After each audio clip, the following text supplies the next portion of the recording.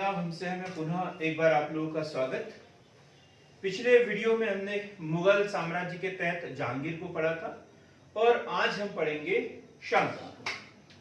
शाहजहां की चर्चा हम पिछले वीडियो में भी कर चुके थे कि ये राजपूत माता की संतान थे। इनका जन्म लाहौर में हुआ था और इनकी जो माता थी मोटा राजा की पुत्री जगत गोसाई की ये पुत्र, और इनका जन्म जो हुआ है जन्म 1592 का हुआ, लाहौर में हुआ। मां का नाम क्या? जगत गोसाई, और पिता का नाम मैं नहीं बताऊंगा। पिता का नाम मैं नहीं बताऊंगा, आप लोगों को पता होना चाहिए, कमेंट करके बता भी सकते हैं। और इनका विवाह, ये भी हम पिछले वीडियो में चर्चा कर चुके हैं कि इनका विवाह किससे हुआ है। तो आसफ खान की पुत्री, आसफ खान की पुत्री आरजूमंद बानो से हुई है, और जिसे बाद में मुमताज महल की उपाधि दी जाएगी, आरजूमंद बानो बेगम। तो यही क्वेश्चन बनता है कि मुमताज का वास्तविक नाम क्या था। तो मुमताज का जो वास्तविक नाम था वह आरजूमंद बानो बेगम। इसे मलिका ए जमानी भी कहा गया, मलिका ए जमानी, पूरे जहां की मलिका। जमानी मतलब जमाने की सबसे खूबसूरत महिला भी कहा गया है, इसे उपाधि दी गई है। हम आरजूमंद बानो बेगम के विषय में बहुत अधिक डिटेल में पढ़ेंगे। हमारा एक वीडियो कल मिल जाएगा आप लोगों को, और वो रहेगा ताजमहल के विषय में। किसके विषय में? ताजमहल के विषय में, कि ताजमहल की क्या हिस्ट्री है, क्या रहस्य है उसका, एक एक छोटी छोटी बात के विषय में आप लोगों को पता हो जाएगा। इसलिए हम अभी इस घटना को यहीं पर स्किप करेंगे और आगे बढ़ेंगे। तो 14 संतानें इनकी, किनकी? शाहजहां की 14 संतानों को जन्म दिया था इन्होंने, ठीक है। और उसमें से जीवित कितने? 7 रहेंगे। जीवित कितने रहेंगे? 7। और उसमें 4 पुत्र और 3 पुत्रियां। 4 पुत्र और 3 पुत्रियां। हम 4 पुत्र यहां लाइन में लिख रहे हैं और 3 पुत्रियां यहां लाइन में। तो ये क्या होगा कि ये जो 3 पुत्र का सहयोग 3 पुत्रियां करेगी बराबर, एक का एक, एक का एक, एक का एक। और जो चौथे नंबर का रहेगा उसका कोई सहयोगी भी नहीं रहेगा, वो अकेला। तो इसमें दारा शिको सबसे बड़ा, दारा शिको,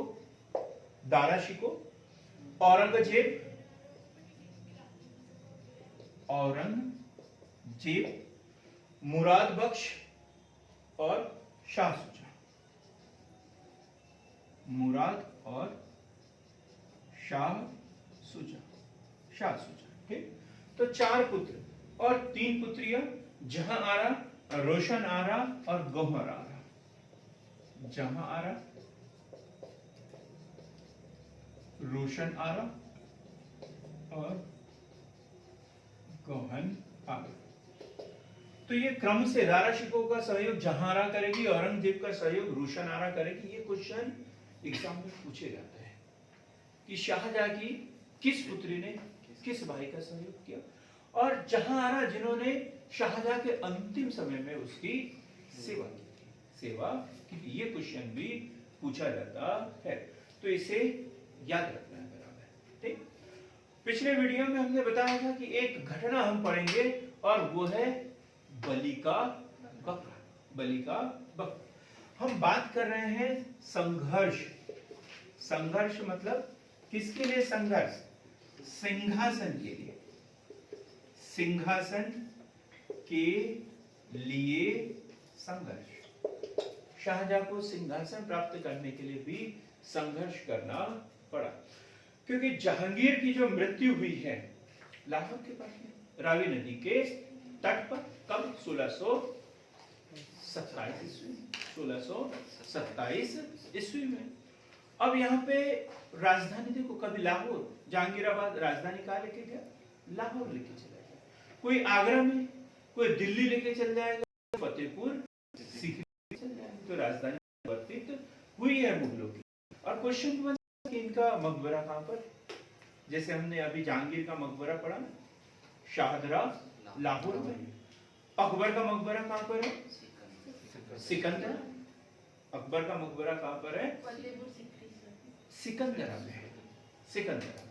फतेहपुर सीकरी को उसने राजधानी बनाया था, लेकिन देखो हम एक वीडियो फतेहपुर सीकरी के ऊपर बहुत अच्छा पढ़ते हैं, पढ़ेंगे अपने से, इसमें आएगा जब हम स्थापत्य कला पढ़ेंगे। तो वह पानी के लिए जो फतेहपुर सीकरी बहुत ऊंचाई पर है, पानी की व्यवस्था जो वो रहट के माध्यम से की गई है। नीचे से रहट के माध्यम से पानी ऊपर पहुंचाया जाता था। बड़ी सरल नालियां बनाई हुई है कि जहां से चाहे वहां से ढक्कन खोला और पानी ले लिया, पी लिया। मतलब पूरी नालियां ढकी हुई वहां पर है, पूरी नालियों से पानी।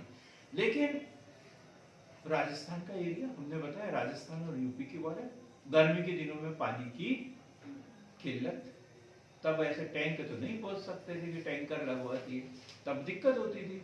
तो इसलिए उन्होंने तुरंत ही राजधानी परिवर्तन करवा दिया। ठीक, तो उनका मकबरा जो है अकबर का, देखो कितना अच्छा क्वेश्चन गलत हो जाता है ना आपका अभी। तो कहां पर है? सिकंदरा। अभी गया था मैं, अभी जब दिल्ली का टूर हुआ था तो मैं इस मकबरे को देखने के लिए भी गया था।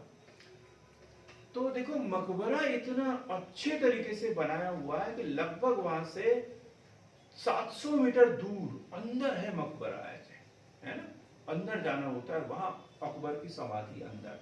लेकिन जब हम अकबर की समाधि के इस साइड खड़े होते हैं तो वहां से इतनी दूर का जो है वो किला जो है वो दिखाई देता है। देखो कितनी अच्छी इंजीनियरिंग वहां पर हुई है, जबकि मुश्किल से 7 फीट की ऊंची दीवार, मतलब पूरा ऐसे गुफा की तरह बना हुआ है अंदर मकबरा।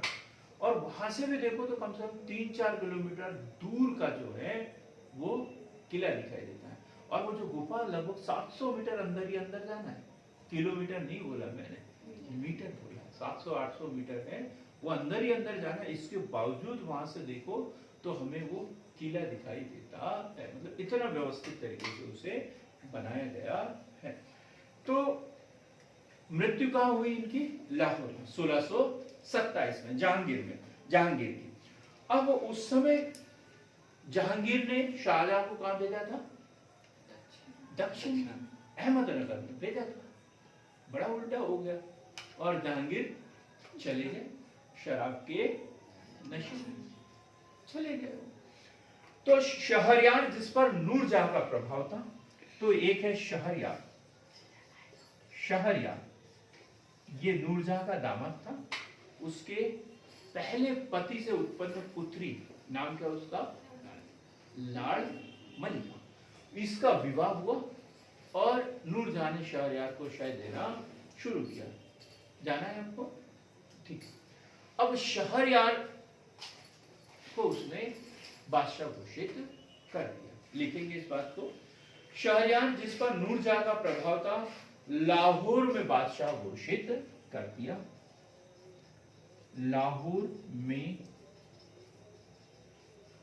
बादशाह घोषित कर दिया। लाहौर में बादशाह घोषित कर दिया। लाहौर में बादशाह घोषित कर दिया। अब बात है आसफ खान की, और वो आगरा दिल्ली में है, और वो किसको बनाना चाहते हैं? शाहजहां को, खुर्रम को। लेकिन खुर्रम वहां है नहीं, खुर्रम वहां पर है नहीं। अब उस समय हवाई यात्रा तो थी नहीं कि 4 घंटे में वो पहुंच जाए, समय लगेगा, संदेश भी पहुंचने में टाइम लग जाता था, उस समय घोड़े पे पहुंचाना होता था। तो अब ऐसी स्थिति में क्या किया जाए? भाई लाहौर में कर दिया तो वो तो बात अलग है, पब्लिक तो दिल्ली के सुल्तान के सम्राट की बात कर रही है, आगरा के सम्राट की बात कर रही है। तो उन्होंने क्या किया, जो खुसरो खुसरो, जिसे क्या करवा दिया था, अंधा करवा दिया था। शाहजहां ने जिसकी हत्या कर दी थी। तो खुसरो का पुत्र आसफ खान ने खुसरो के पुत्र दाबर बख्श को बादशाह घोषित कर दिया। बादशाह घोषित कर दिया, बादशाह घोषित कर दिया।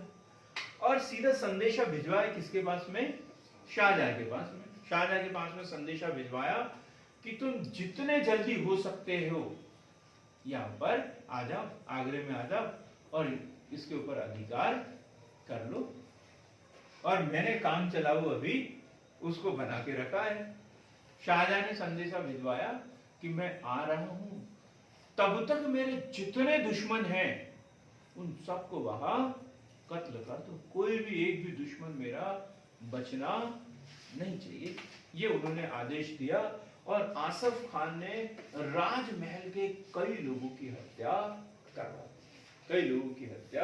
करवा दी। क्लियर एकदम।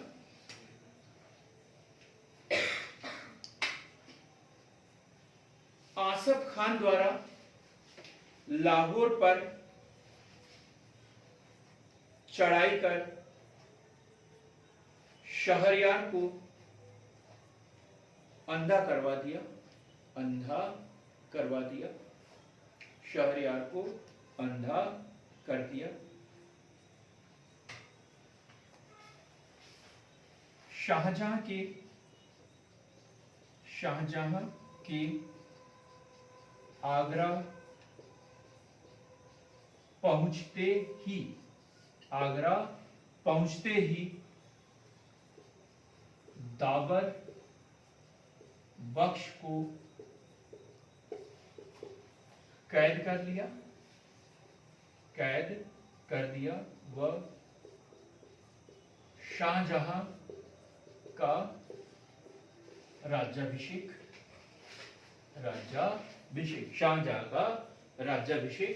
अब पता चल गया बलि का बकरा कौन, दाबर बख्श।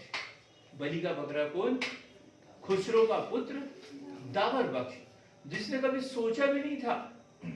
उसको तो ऐसा लगा मेरे पिताजी की हत्या करवा दी, अब मेरा वंश क्या हो गया, मुगलों से एकदम अलग हो गया, अब तो कभी हम राजमहल के सपने देख भी नहीं सकेंगे, ऐसा लग रहा था। लेकिन उसे शासक बना दिया वहां का। और फिर जैसे ही शाहजहां आया उसे कैद कर लिया, हत्या भी करवा दी उसकी बाद में। और शाहजहां का आगरे के किले में राज्याभिषेक भी करवा दिया। क्वेश्चन बनता है यहाँ पर, शाहजहां का राज्याभिषेक कहाँ किया गया था? आगरा के किले में। शहरयार का राज्याभिषेक कहाँ किया गया था? लाहौर के किले में या लाहौर में किया था। अब शाहजहां आसफ खान से बड़ा खुश हुआ। अब तो प्रमोशन देना पड़ेगा ना, अब प्रमोशन देना पड़ेगा। पहले ये 3000 2000 के मनसब देते थे। आसफ खान को व महबत खान को 7000 का मनसब दिया गया। 7000 का मनसब दिया गया। 7000 का मनसब दिया गया। साथ ही नूरजहां को 2 लाख पेंशन देकर लाहौर भेज दिया। जाओ तुम्हारे पति के कब्र के साथ में बैठी रहो, इंतजार करते हुए कि कब यमदेव आए और तुम्हें लेकर चले जाए, और उसी कब्र में तुम्हें भी दफना दिया जाएगा। तो नूरजहां को 2 लाख की पेंशन देकर लाहौर भेज दिया गया। क्लियर हो गई एकदम बात? क्लियर हो गई। शाहजहां के राज्याभिषेक के लिए संघर्ष फिर से एक बार देखते हैं कि 1627 में जहांगीर की लाहौर में मृत्यु हुई, वहीं उसे शाहदरा में दफनाया गया, वहीं उसका मकबरा भी बना है। मौके का फायदा उठाकर नूरजहां ने जो शहरयार का लाहौर में राज्याभिषेक करवा दिया। लेकिन इधर शाहजहां के ससुर ने जो है खुसरो के पुत्र दाबर बख्श को आगरा के किले में राज्याभिषेक करवाया और शाहजहां को संदेश पहुंचाया। शाहजहां ने वहीं से संदेश भिजवाया कि मैं आ रहा हूं, तब तक वहां की परिस्थितियां पूरी मेरे अनुकूल करवा दो, मेरे जितने भी दुश्मन है उसका खात्मा करवा दो। तो आसफ खान ने राजमहल के जो दुश्मन थे उसको खत्म किया, साथ ही लाहौर पर भी चढ़ाई की, शहरयार को बंदी बना दिया, उसे अंधा करवा दिया। और जैसे शाहजहां जो है आगरा पहुंचे, दावर बख्श को कैद कर लिया गया और शाहजहां का राज्याभिषेक करवा दिया गया। तो इस तरह इस घटना में जो है दावर बख्श का जबरदस्ती उपयोग किया गया, इसलिए उसे बलि का बकरा भी कहा जाता है। अब शाहजहां के समय के प्रमुख विद्रोह देखेंगे। विद्रोह,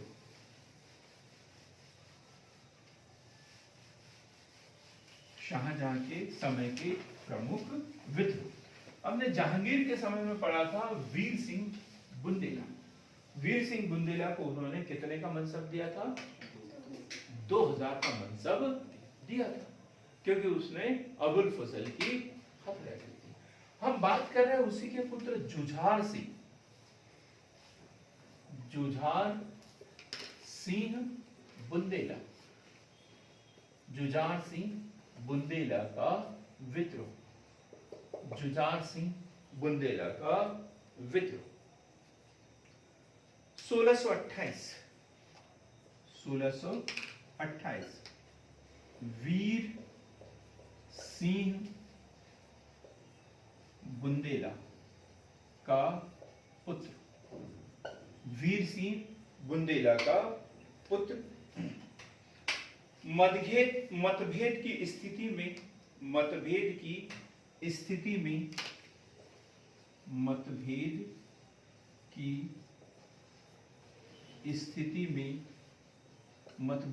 स्थिति में ओरछा, ये क्वेश्चन में बनेगा, ओरछा में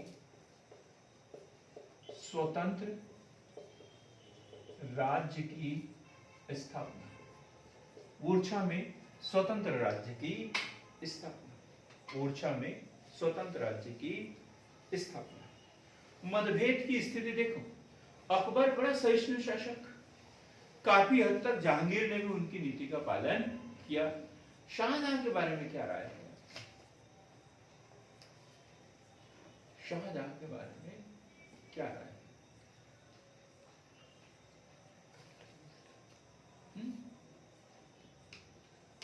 शाहजहां जो है कट्टर, कैसा? कट्टर मुस्लिम, औरंगजेब की तरह है, लेकिन उसने ऐसी कोई घटना को अंजाम नहीं दिया, इसलिए हम लोगों को उनके बारे में पता ही नहीं। कट्टर मुस्लिम माना जाता है किसको? शाहजहां को, क्योंकि उनका विवाह किससे हुआ? आसफ खान, ये परिवार के, और इसी की परंपरा को उन्होंने अपनाया था। तो जब राजपूतों से उसने विरोध किया तो सीधा मतभेद हुआ और उसने क्या किया? इस जुझार सिंह ने ओरछा में स्वतंत्र राज्य की स्थापना कर दी कि अब हम तुम्हारे कोई मनसबदार नहीं, कोई कुछ नहीं, हम हमारा देखेंगे, तुम तुम्हारा देखो, ये बात उसने कर दी। महावत खान को भेजा, महावत खान को निपटने के लिए भेजा,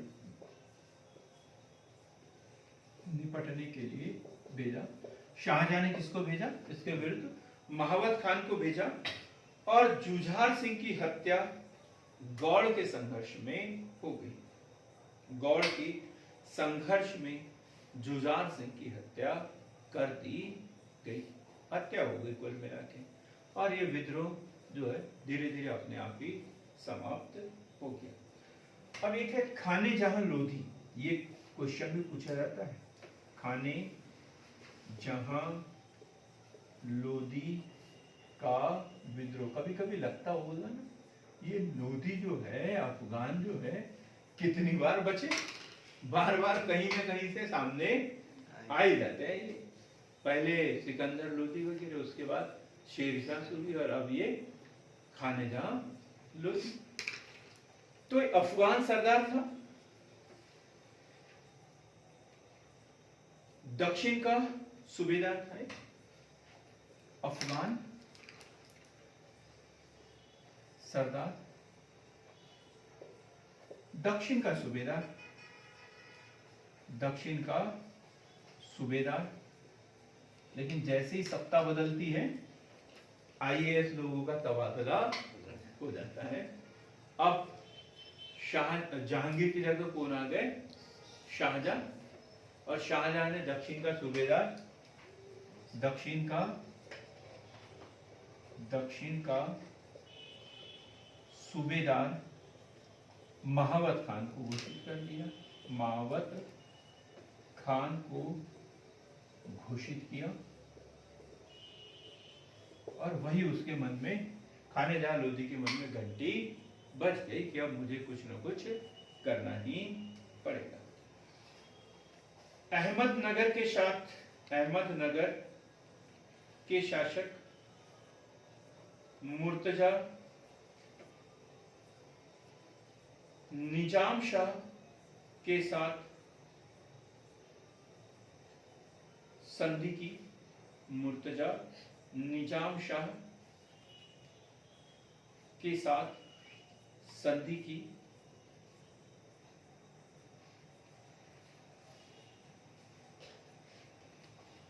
ताल सिंडोना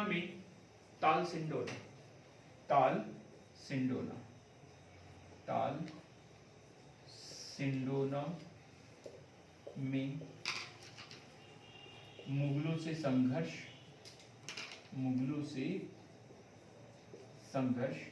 ताल सिंडोना, यदि ये क्वेश्चन बन जाए, ताल सिंडोना युद्ध। वैसे इतना कठिन क्वेश्चन एमपीपीएससी तो नहीं पूछ सकता, लेकिन फिर भी एक बार पढ़ ले तो कोई बुराई नहीं है। और वहीं पर माधो सिंह द्वारा खाने जहां लोधी की हत्या कर दी गई, खाने जहां लोधी की हत्या कर दी गई। अब तीसरा यदि हम देखें तो पुर्तगालियों से संघर्ष, ये क्वेश्चन भी बनता है। पुर्तगालियों से संघर्ष किसका हुआ था? शाहजहां का हुआ। पुर्तगालियों को अनुमति अकबर ने दी थी, ठीक, और संघर्ष किससे हुआ? शाहजहां से हुआ। तो हम बात करते हैं 1632 ईस्वी में, 1632 ईस्वी में पुर्तगालियों द्वारा शाही फरमान का दुरुपयोग, शाही फरमान मतलब उनको जो व्यापार करने की अनुमति दी थी, जिस क्षेत्र में करना था, जिस दर पर करना था, जिन वस्तुओं का करना था, उन शर्तों का दुरुपयोग कर रहे थे। और सातगांव के साथ हुगली पर भी उन्होंने अधिकार कर दिया। सातगांव के साथ साथ हुगली पर भी अधिकार कर लिया। अनुचित साधनों का प्रयोग करते थे, अनुचित साधनों का प्रयोग,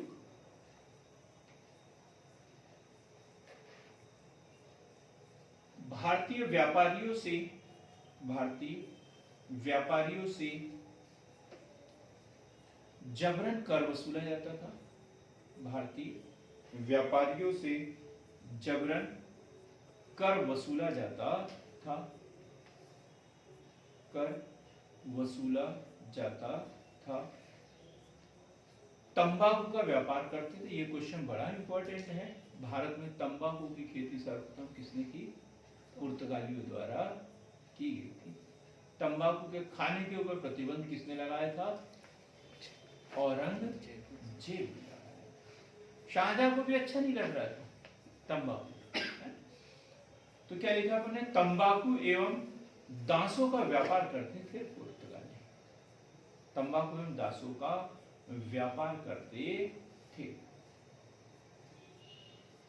यहां तक बात समझ में आ गई? यहां तक तो ठीक है, लेकिन एक बात क्या बताया मैंने, शाहजहां कैसा था? कट्टर मुस्लिम था, और उसे शक हो रहा था कि ये जो ईसाई लोग हैं, जो पुर्तगाली है, ये हिंदू और मुस्लिमों को जबरदस्ती ईसाई बनाने का प्रयास कर रहे हैं, और ये बात शानदार को बुरी लगी। एक पॉइंट और जो ऐड करेंगे, हिंदू और मुस्लिम बच्चों को ईसाई बनाने का प्रयास करते थे। हिंदू और मुस्लिम बच्चों को ईसाई बनाने का प्रयास करते थे। क्लियर हो गया? जहांगीर शाहजहां से संघर्ष। शाहजहां तो बादशाह है आगरा के, है ना? ताजमहल बनाने में लगे हुए, लगेंगे, उनको फुर्सत है क्या वहां जाके लड़ने की? किसी को भेजेंगे, भेजना ही पड़ेगा। किसको भेजा? कासिम अली। कासिम अली खान को, कासिम अली खान को, कासिम अली खान को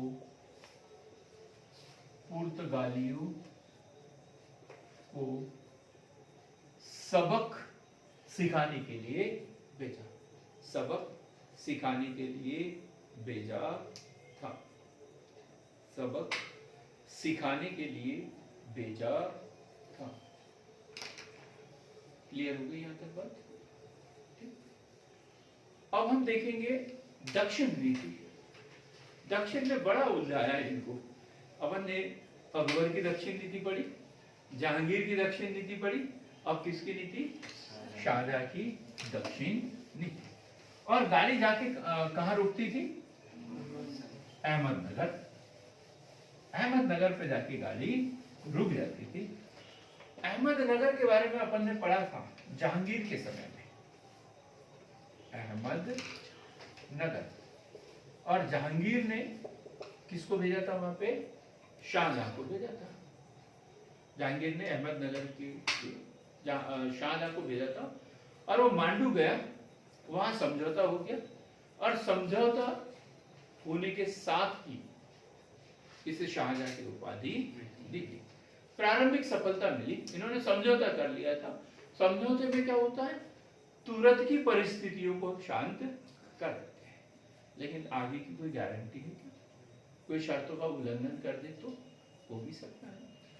तो हम अहमदनगर नीति, और ये हम बात कर रहे हैं 1631 की बात कर रहे हैं। 1631 जब हम पहले बात कर रहे थे, तब वहां शासन किसका था? निजाम मुर्तजा द्वितीय, मुर्तजा द्वितीय का था। और उसका प्रमुख कौन था? वो तो नाम मात्र का था, उसका प्रमुख कौन था? मलिक अंबर।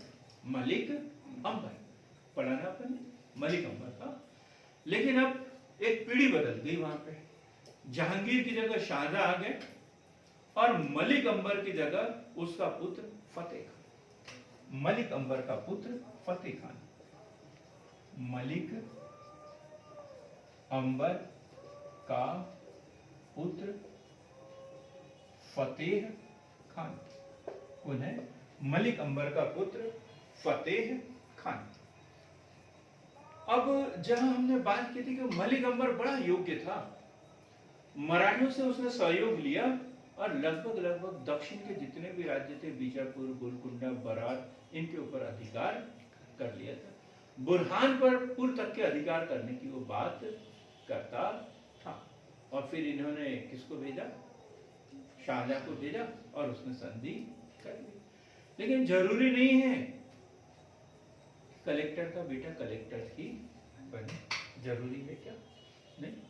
कोई भी व्यक्ति कुछ बनता है तो पैतृक गुणों से नहीं, अपनी महत्वाकांक्षा, इच्छा शक्ति और मेहनत के बल पर बनते हैं। यदि पिता के आधार पर ही बनते तो हम लोग यहाँ इतनी सारी तैयारी कर रहे होते क्या? बिल्कुल भी नहीं। तो ये मलिक अंबर जितना योग्य था, उसका पुत्र फतेह खान जो था उतना ही अयोग्य था। योग्य पिता का अयोग्य पुत्र, हम ये भी लिख सकते हैं योग्य पिता का अयोग्य पुत्र, योग्य पिता का अयोग्य पुत्र। जहां मलिक अंबर को नृप निर्माता की उपाधि दी गई थी, ये राजाओं को बेचने वाला साबित हो, बेचने वाला साबित हो। मतलब अपने सम्राट के विरुद्ध इसने रिश्वत ले ली और किले को जो है मुगल सेना के लिए खुद दिया। कितनी बड़ी गद्दारी हुई है, गद्दारी हुई है। आगे लिखेंगे हम इसे। मुगलों ने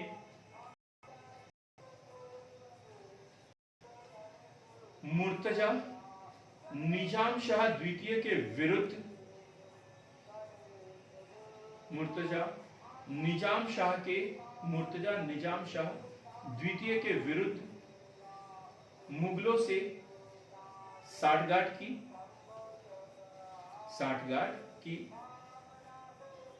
वह उसके अल्पायु पुत्र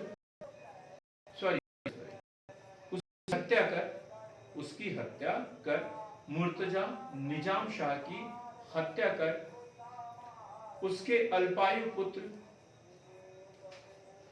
हुसैन शाह को गद्दी पर बैठा दिया। कहां की गद्दी पर?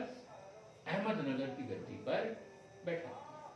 ये उल्टी राजनीति, ठीक। अभी खत्म नहीं हुआ, अभी खत्म नहीं हुआ। हमने देखा कौन सा विद्रोह देखा था? खानेजहां लोधी का विद्रोह देखा था ना, खानेजहां लोधी का विद्रोह। तो खानेजहां लोधी पहले यहाँ का प्रमुख था, दक्षिण का सूबेदार था, लेकिन शाहजहां ने क्या किया? उसकी जगह पर महावत खान को दक्षिण का सूबेदार नियुक्त कर दिया। तो अब यहाँ अहमदनगर पर अधिकार करने के लिए शाहजहां किसके पास, किसको भेजेगा, किसको बोलेगा? महावत खान को। तो उसने महावत खान को निर्देश दिए कि जाओ तुम कुछ तिकड़म वहां पे करो, वहां पर कुछ अभी सही नहीं चल रहा है, वहां सही नहीं चल रहा है।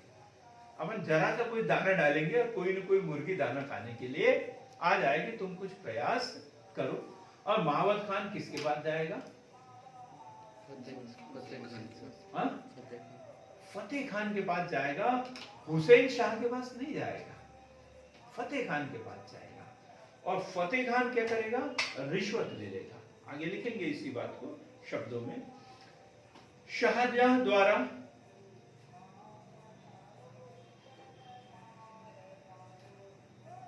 लालच का प्रस्ताव लेकर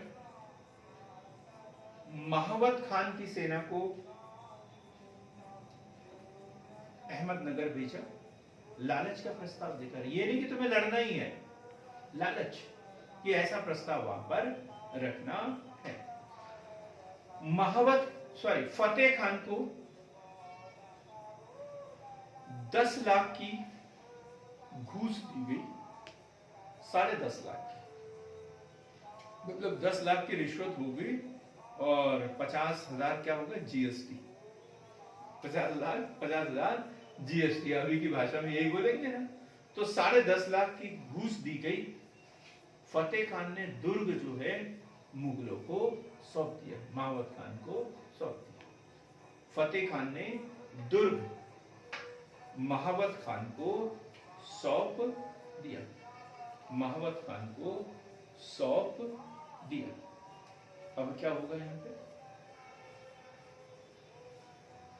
फतेह खान को शाही नौकरी में शामिल कर दिया।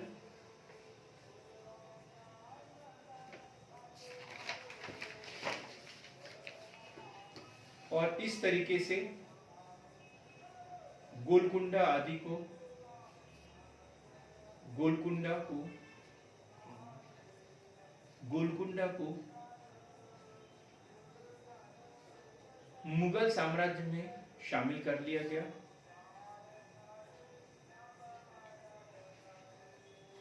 उसे 6 लाख रुपए वार्षिक, 6 लाख रुपए वार्षिक कर देना होता था,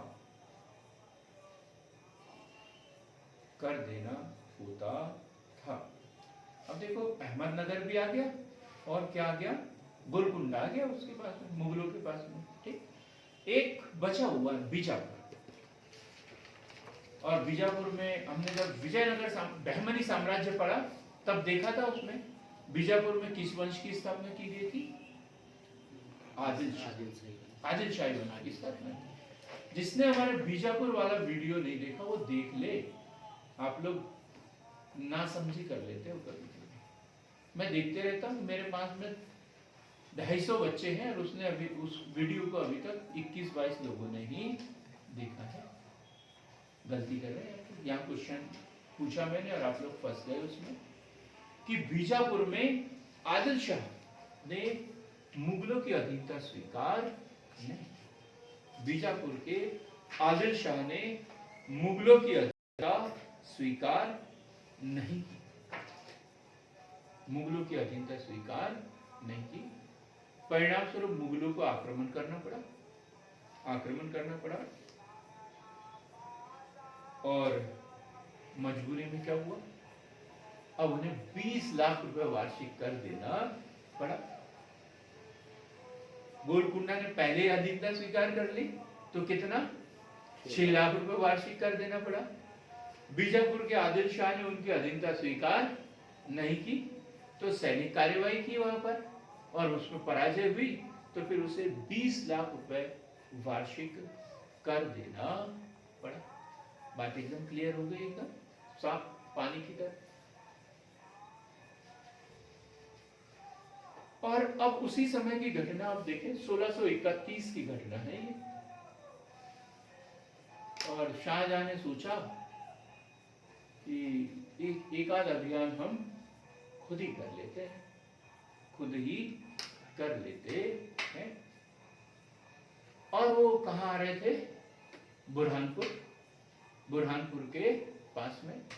हम उसी मुमताज की बात कर रहे हैं, उसी अर्जुमंद बानो की बात कर रहे हैं जिसे मुमताज महल की उपाधि दी गई। मलिका जमानी कहाँ गया, वो अपने 14वीं संतान को जन्म देने वाली थी, लेकिन फिर भी शाहजहां ने उसे घर में नहीं छोड़ा और प्रसूति अवस्था में ही उसे अपने साथ में लेकर गया। 14वीं संतान को जन्म देते वक्त बुरहानपुर में उसकी मृत्यु हो गई। और तब से जो है शाहजहां का मोह भंग हो गया। मुस्लिमों में शायद 40वां करते हैं, है ना? जैसे 13वीं होती है ना, हम लोगों में 10वां होता है, 13वीं होते हैं, वो लोग 40वां करते हैं। तो शाहजहां जब उसकी मृत्यु हुई और वहां दीवान खास में गया तब उसके बाल काले थे, जैसे आज मेरे हैं। हकीकत में नहीं है लेकिन आज है।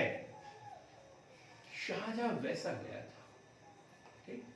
और जब 40 दिन बाद वहां से शोक से उबर के निकला तो पूरे बाल उसके, दाढ़ी के बाल, सर के बाल पूरे सफेद हो चुके थे, चेहरे पर झुर्रियां पड़ गई थी उसके, मतलब युवा अवस्था में गया था और वहां से वृद्ध अवस्था में निकला। तो इस तरीके से फिर उसने राजकाज, युद्ध और इसके ऊपर ध्यान देना बिल्कुल बंद कर दिया और उसने ताजमहल का निर्माण कराना शुरू किया। लगभग 20-22 वर्षों में ताजमहल को उसने बनाया। हम ये ताजमहल वाली जो कहानी है वो अगले वीडियो में हम पढ़ेंगे और इसके बाद में हम देखेंगे औरंगजेब का काल। अगले वीडियो में औरंगजेब का काल देखेंगे। इनके समय की एक घटना और है, 1628 ईस्वी की घटना, शाहजहां के समय 1628 ईस्वी की घटना, और वो है सिखों से विवाद, और वो है हरगोबिंद, सिख गुरु हरगोबिंद।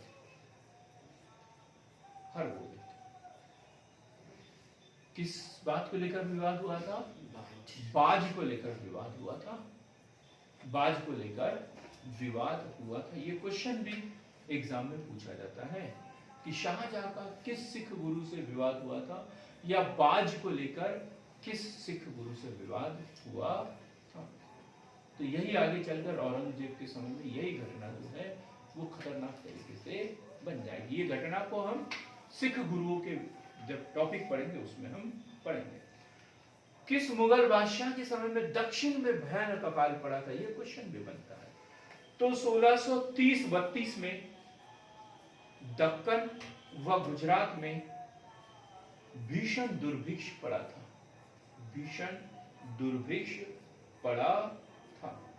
भीषण दुर्भिक्ष पड़ा था और संपूर्ण क्षेत्र जो है वो वीरान हो गया था। संपूर्ण क्षेत्र वीरान हो गया था। तो आज हमने शाहजहां के समय की महत्वपूर्ण घटनाएं पढ़ी हैं ताजमहल को छोड़कर। अगला जो वीडियो होगा वो अकबर का औरंगजेब का होगा, और औरंगजेब के समय में भी हम शाहजहां को पढ़ेंगे। उसका जो अंतिम समय है जिसे हम अभी छोड़ रहे हैं, उत्तराधिकार के लिए जो संघर्ष हुआ है 1657 ईस्वी में, 1657 ईस्वी में उत्तराधिकार के लिए जो संघर्ष हुआ है वो अगले वीडियो में हम पढ़ेंगे। तो बिल्कुल देखना न भूले हमारा अगला वीडियो, और जितने भी हमारे वीडियो होते हैं वो एकदम सीक्वेंस से है, मध्य प्रदेश लोक सेवा आयोग के मुख्य परीक्षा के सिलेबस से संबंधित है। और इतने वीडियो हमारे 20-25 वीडियो आ गए हैं, तो आप लोगों को इस बात का एहसास भी हो गया होगा कि हमारे जो वीडियो है वो एकदम सिलेबस वाइज है, और हम अपने वीडियो के माध्यम से सिर्फ काम की बात, नो बकवास के सिद्धांत पर चलते हैं। तो हमारे वीडियो को लाइक करें, शेयर करें और हमारे चैनल को सब्सक्राइब अवश्य करें। बहुत बहुत धन्यवाद आपका।